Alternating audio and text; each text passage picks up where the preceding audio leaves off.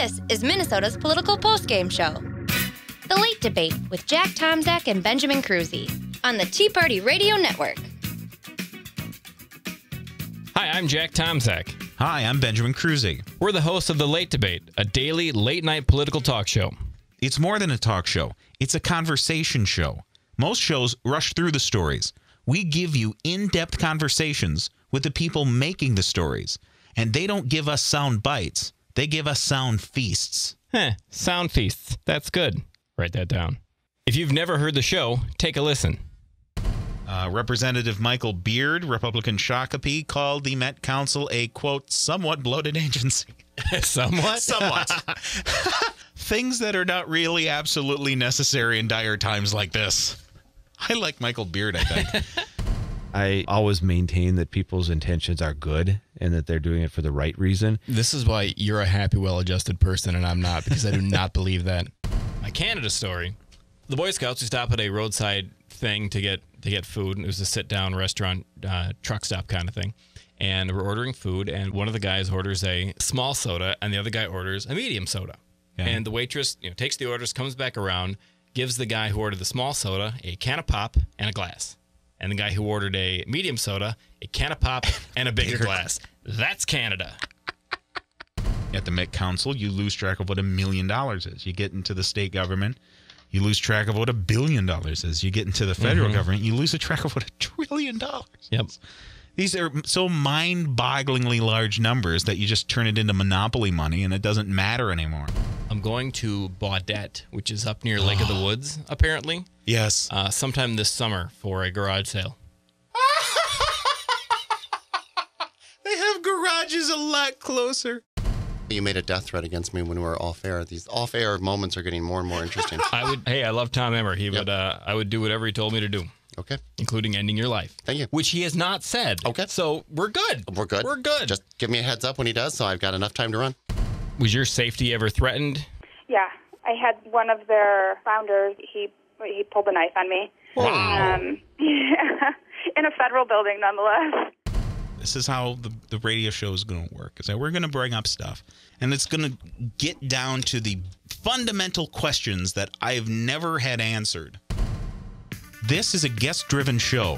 From newsmakers to activists, we host Minnesota's most interesting political personalities. We've had some pretty big deals on the show.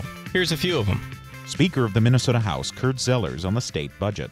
The governor's policy and fiscal bills missed the House deadlines. So he had an introduction of his budget, yes, but the meat and guts of the policies and the bills missed our deadlines. Governor Pawlenty never had that problem. Jesse had all kinds of problems, but I don't even think Jesse had that kind of problem when you're talking about your budget. So that's a really big thing. I mean, this is supposed to be about the budget. And if you're going to balance this budget like we think we can with some real live initiatives, some real live reforms, easy for us is to go in and tell the governor, cut 30% out of everything and we're done. Easy for him is to say, well, yeah, we could have some difficult cuts in there, but you know what? I'm just going to ask for more tax money. National Committeewoman and former state auditor Pat Anderson on the state party. We've got a lot of work to do as a state party. We've talked a lot about our numbers in the core city and trying to improve them. We're losing 80-20 or worse in the core cities, and it's just killing us statewide, and we've got to change that. I think we won 1 out of 9 statewide elections in the last 8 years or something. It's not good. It hasn't been good. So I think combined with photo ID finally passing, so we have good, honest elections, and combine that with a heavy voter identification program. We need to be going door to door, frankly. The Democrats do it. We got to do it. We've got to start now. We can't wait until 2012. And as soon as I would say this legislative session is over, which may or may not be in May, we'll see, Jack. But we've got to just hit it hard. And so we have a lot of that to do. The party's in debt. As you know, we need to raise a lot of money. We need to bring a lot of folks in. And I think we need to have a very clear communications plan about really what the Republican Party stands for. National Committeeman and Hennepin County Commissioner Jeff Johnson on the RNC. My focus at the federal level would be first and foremost money. Minnesota was essentially stiffed by the RNC in last year in 2010. I think we got $62,000 or $63,000. They spent so much money around the rest of the country that they're $24 million in debt. I think they spent well over $100 million. Why was that? Do we have a reason for that? Because we, yes, we're looked at as a blue state, but as the victory of the state Senate and Chip Kravac's victory shows, we're competitive.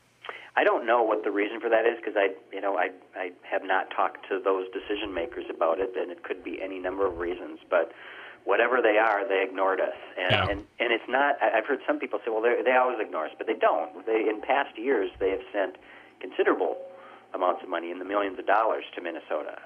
So for whatever reason, they didn't last year, and it really should be the job of the committee man and committee woman to make sure that doesn't happen again in 2012 because money is not the end-all, be-all. If you run a poor campaign or we don't have the right message, all the money in the world isn't going to solve that problem. But, boy, it sure helps. Yes, it does. When you're running against an incumbent, and a popular incumbent like Amy Klobuchar, money is going to be pretty important. People are listening. People are talking. Reach those people with your message. Jack and Ben are great hosts. Must listen. Great new political talk show. Looking forward to more. Best show ever.